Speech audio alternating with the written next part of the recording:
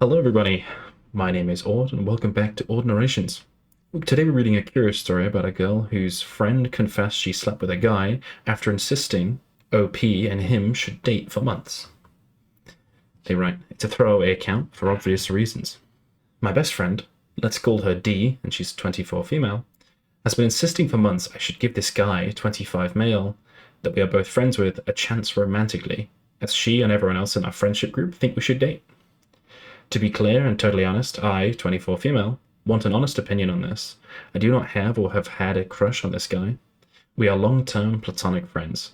He is truly a lovely guy, but I'm not in any way romantically/sexually attracted to him, and I view it as only a platonic relationship. We've been friends for 5 years, where nothing remotely romantic has happened. However, she kept insisting I should do it to the point where I started to question maybe she has a point. A week ago, Dee tells me she slept with him on a night out. Said she wasn't satisfied among a bunch of other demeaning stuff about him, but really thinks he's a guy that can offer her stability and wants to pursue him further. Wow, she sounds interesting. Now, to say I was shocked is a bit of an understatement. I've thought a lot about this issue, and my problem isn't with them hooking up, as I had no intention of turning my friendship romantic. But despite all of that, I can't help feeling my friend went behind my back after insisting for months on how great a couple we'd make. I guess I just totally did not see it coming, or see her being interested in him. To top it all, I feel for the guy friend regarding all of this demeaning thing she said about him, and feel like this may end up in a bad way for our friendship group. 100%. 100%. Her slagging him off behind his back is just not good. If you are actually this guy's, platonic friend and you don't want it to go any further, you have nothing to lose by just being completely honest about the fact that she degraded him behind his back. Even worse so if she's now trying to get with him. It sounds to me like she wants to use him and probably have something on the side. What a good friend. However, I disagree with OP's take about the fact that she went behind OP's back. OP, if you hadn't done anything for months, she has no reason to wait. She could do what she wants, frankly.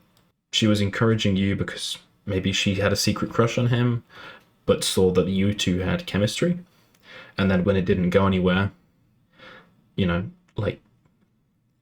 she has no reason, there's no reason to not try it herself. Anyway, so she continues the post, saying, I've not brought it up, as I've been trying to process how I feel about it, but I do feel like I find it very hard to engage in conversation with her, as my trust has been damaged. To clarify, this is not the first time she has done something that's broken my trust in her, but she's tried to win that trust back over the years.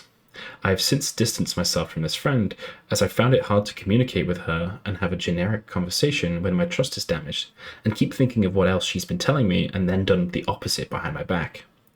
Am I doing the wrong thing by distancing myself from this friend without bringing it up with her first? TLDR, a friend slept with a guy friend she insisted I'd make a great couple with and should try and give a chance to. I can't help but feel slightly betrayed and have distanced myself from their friendship with no proper communication and no intention of doing so at the moment. I think it would be one thing, OP, if she said, oh, you should really try with this guy, and then as you started going on dates with him, she then tried to sleep with him, or did sleep with him, and then started degrading him. That would be a completely different situation, and I think your response would be valid for that situation.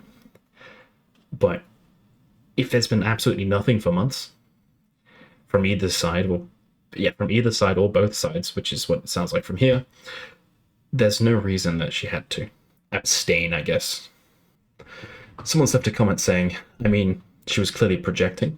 I think she's into him but doesn't want to admit it for some weird reason, and that's why she's trying to get you to date him instead, /gossiping. I think it's a good call to distance yourself from the situation altogether. It sounds like a hot mess. I think I agree with that final sentence. OP replied saying, thanks, I feel weird doing it without clearly communicating why I'm doing it. I'm very pro-communication and an open person, so I'm struggling with this, but I also don't have the emotional capacity to bring it up at the moment, which is making me feel guilty. Maybe I'll address it after some more time has passed, if it is brought up, and in the meantime distance myself for my own well-being. Someone's replied saying, don't discount non-verbal communication. You're sending a pretty clear signal. I think she can put two and two together. not everything has to be a talking situation, especially if you are always the one initiating the talks, like that. You can communicate if she asks you what happened, but that doesn't mean you're being closed/unclear in your communication. It just means you're communicating in a way that doesn't cause more conflict/drama, and she can choose to take the hint and resolve it, or ignore it and let the friendship deteriorate. Someone else has left a comment saying, I don't understand how this broke your trust. She suggested you two get together. You clearly weren't interested, so she went ahead with it herself.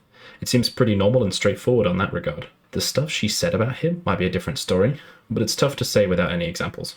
OP has replied saying, I guess my trust is broken in this instance because she tried to convince me and make elaborate arguments for me to date him and then go and sleep with him and confess it to me 2 weeks later and then say how she thinks that she'd like to try to date him because he'd give her stability even though she didn't like the sex. My trust isn't broken because she slept with him. I've no issues with that action. What broke my trust is the way she went about the whole thing. If you were considering sleeping with someone, why spend a bunch of time trying to convince someone else to date said person, only then to actually go through with the fact and complain about it to said person and you were trying to convince about how shit the sex was, but say that you'd want to date them and see if you can get over the reasons why sex was unsatisfying? I don't really want to go into detail. Let's just say some of the obvious, unchangeable reasons why sex wouldn't be necessarily amazing for some women. It's still OP. I imagine the sleeping with him probably wasn't like massively planned. It wasn't like this big scheme to get under your skin. It was probably a one-night stand initially. Obviously, you guys have been friends for ages, so she knows him. I'm a little bit confused. I think you're taking it a little bit too personally, in my opinion. They continue saying, I'm not sure if that makes it a more rational reason to feel like my trust is broken. I agree with your points that I shouldn't be upset, and I'm not upset about her sleeping with him. I'm just disappointed on how she handled the whole thing. Someone else has left a comment saying, I would not only drop her, I would warn your guy friend. This friend of yours sounds completely toxic when it comes to relationships of any kind. She's given you trust issues in the past and tries to get you to date someone you aren't attracted to, and then does all this. Don't let him be her backup plan as she looks for other guys and talks badly about him to the rest of the friends. If the friend group might be affected, you want to be on the opposite side of whoever is with her. I think I would agree with that. OP has replied to this, saying, yes, was considering whether to get involved and had a chat with him about all this, to at least understand where his head's at. I have no idea where his side of things is in all of this. I did not want to involve myself further, but it may be beneficial to. Someone else has left a comment saying, I don't understand why you're feeling betrayed. She thought you two would be good together. You weren't interested, so why does she now need your permission to pursue him? Maybe after trying to convince you to date him, she realized that she was actually interested all along. Are you mad because she didn't give you a heads up?